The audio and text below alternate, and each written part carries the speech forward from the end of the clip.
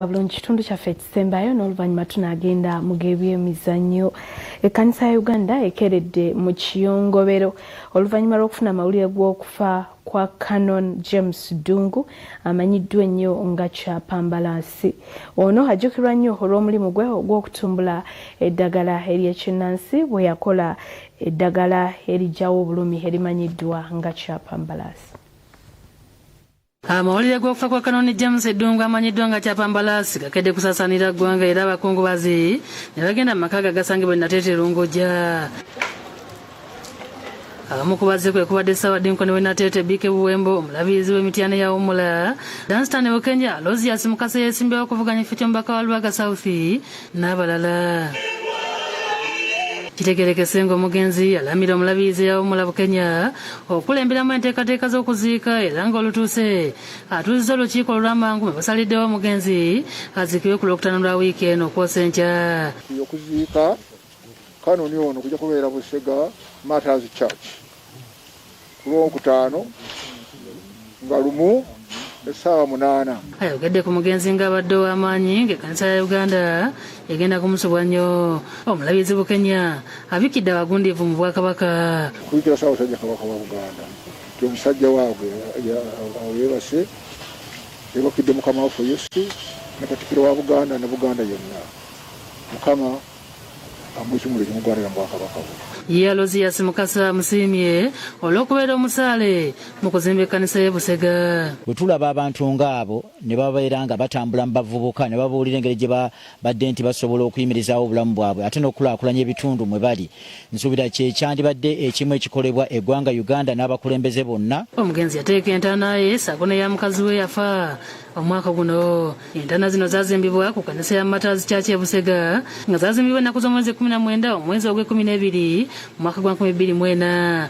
Omu ku bamulekwa ayogedde ku bulwadde obuzze busumbwa kitaabwe era ng'ategeeza nti bakutwala mu maaso emirimu gy'omugenzi. Muzeeyi bamukebera ng'ayinamu pneumonia, kiki bamukebera nga obuzibu buli kukussa. Tukkiriza Katonda nti tujja kusigala emirimu tugitambuza. Ssaabaddinko ne Bike Buwembo ayogedde ku mugenzi ng'abadde ayagala eddiini ye nga n'omulimu gwe yasembeyo okugikolera gwabadde gwa kusiba mayinja agamanyiddwa nga tiles munda mu kkanisa.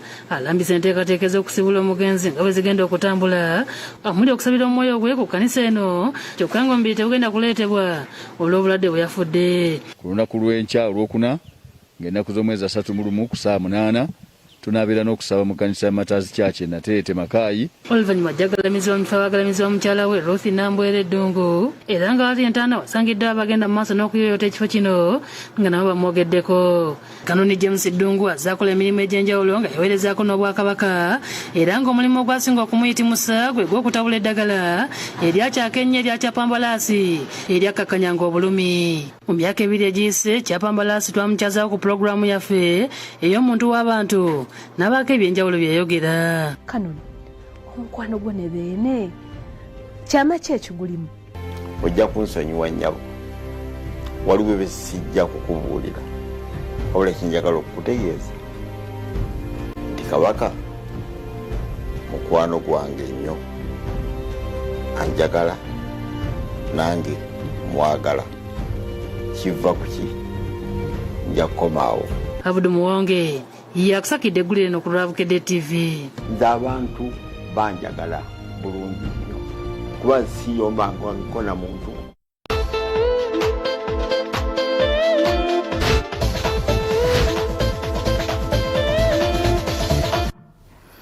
Ate bwe tugendako mu by'emizannyo eyali kapiteeni wa ttiimu y'eggwanga ey'ebikonde The Bombers Zebra Mando Senyange mu kiro ekikeeseza olunaku olwaleero akubiddwa amasasi agamutiddewo. Emisana bannabyamizannyo basobodde okumukubako eriisa evvannyuma erugogo nga wakuziikibwa enkya e Masuulita. yaliko kapitani w'ettiimu y'eggwanga ebikonde the Bombers Isaac Zebra Senyange afudde mu kyekigeesezo olwaleero oluvannyuma lw'abantu batannategerekeka okumukuba amasasi mu maka ge bwayise. Zebra yabadde waguno nagule mu kibiina ekituukanya omuzannyo gw'ebikonde mu ggwanga ekya Uganda Boxing Federation. Zebra Senyange yazaalibwa mu mwaka 1981 ng'afiiridde ku myaka 39 ng'abadde mpakiruwaga mu kuwa amagezi ag'ekikugu eri ttiimu y'eggwanga the Bombers ng'era yabadde nannyini kilabu y'ebikonde eya Zebra Boxing Club bwe bwayise. Abantu abamu tugenda sigala nga tuli mu bbanga kuba gw'omuntu abadde awaniridde omuzannyo gw'omuntu abadde ayogera buli omu n'awulira. Mando omukutwaliza awamu nze Mando obadde simulaba mu buzibu bwonna. Mando yabadde omuntu w'abantu. Mando yabadde akuwabula mu nsobi ng'osobeza. Yali kapitani wa ttiimu y'eggwanga ey'ebikonde the Bombers eyakiika mu misango gya All African Games egy'omulundi ogw'ekkumi egyali mu kibuga mu Putwe ekya Mozambique mu mwaka gwa 2021. Yamala mu bikonde by'abayigga emyaka 15 ng'azannya enwana 213 n'awangulako enwana 195 n'akubwa enwana 19. Olwo Mando yali asoma Kololo SS n'endaba nga mukubi wa bikonde mulungi nnyo. Dynamic mu biseera ebyo yali amaanyi nnyo mu bikonde era Mando bwento n'emukansa n'emuwa basari ku Dynamic olw'ebikonde ng'olwo afuuse mukubi wa bikonde ate ng'era mutendesi wa bikonde. Si omuntu gojja okuwooza nti abadde businessman tobalina diruzi yakoze nezisatambula bulungi. Sabadde musajja wa ddembe Mando omulimu gwakeera bukezi ku makya n'atraining abaana ku gym. So ekimusiza mu ngeri efaanana bwekyo mutuufu kyatubobya omutwe. Bw'otunuulira abavubuka abali wano Zebra Senyange yabadde abakumaakuma n'abagulira bannaye mu kkakane bonna bano balwanyi gano mali ga ku ttaka getwogerako naye olwaleero bwabeera nga omukama waabwe bamuggyeewo mu ngeri y'obulyaz'amaanyi nkubuulya tetuli seefu. Pulaani yange y'okwegwanyiza obwa MP bwa Nansana Musikaji kyansuubiza obuwagizi era Zebra akituukiriza abadde ampagala. Mu mwaka gwa 2012 yasalawo okutandika okuzannya ebikonde by'ensimbi wabula yabimalamu akaseera katono n'abiwummula mu mwaka gwa 2014. Okusinfata nti tufiiriddwa nnyo omusajja w'amaanyi. Before nga sinaba kuyingira bikonde nasobola kulaba Zebra nga bawala nga batraininga netwegunda negunda omuzannyo gw'ebikonde. Mbeera abadde afiitingawo era nga akuinspiringa mu buzibu bwonna bw'oyinza okuba nga bw'olimu kugamba nga ali encouraging. Wafiiridde ng'abadde ateekateeka kuddamu kuzannya bikonde ng'olwana lw'abadde atunuulidde nnyo kwe kuddiŋŋana ne bana. Ababokisa ba Uganda bantya. Gw'olaba ngunza azanyazanya sizanyazanya nzisolosolo. Guno mukono ogulaba guno nze siri muntu. Nze ndimu ekyuma. Nina jjajja wange bamuyita kyuma ambeera nange nze siri muntu. Ba omuntu yinza okuba omuntu yate ina mantizi style eyo gye nkuba eyo. Iyo ngenda kufomu nja kuba omuntu lumwafe. Nde nagambye ekintu ngenda kuwandika ebbaluwa era kigambe nti agala aliko nfufu galagira kubukedde. Ngenda kuwandika ebbaluwa egende mu kitongole kya UPBC bagitwale mu ngenda gibayitamu gibalage mu press conference. Njagala ndeke bonna Uganda obunepangirako bonna mbukubirumu bonna lunaku lumu.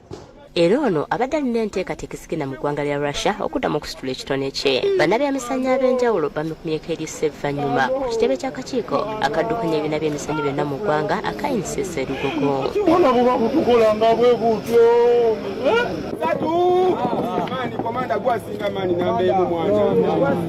Alese omukyala Mase Mukankuse nga naye atendeka bikonde wamu n'abaana. Gumwana gwe yo Mase yandibadde abikuja. Omwoyo gw'omugenzi omukama agulamusitisa. Nyemweri erinnya bwetwagala bya bugagga si byenjagala. Omwoyo omukama agulamuza ekisa. Ate mu mipiira egy'amasaza ga Buganda egizanyiddwa leero mu kibinja kya Bulange Busiro ekubye Busujju goal 2-1 ate yo Kyaggwe ekubye Buvuma goal 2-1. Ate yo nga tuvuddeyo katulabe ebifa mu Azam TV. Ku Azam TV osaasanye kitono funa ebisanyusa osigale ng'olaba empiira gya German Bundesliga.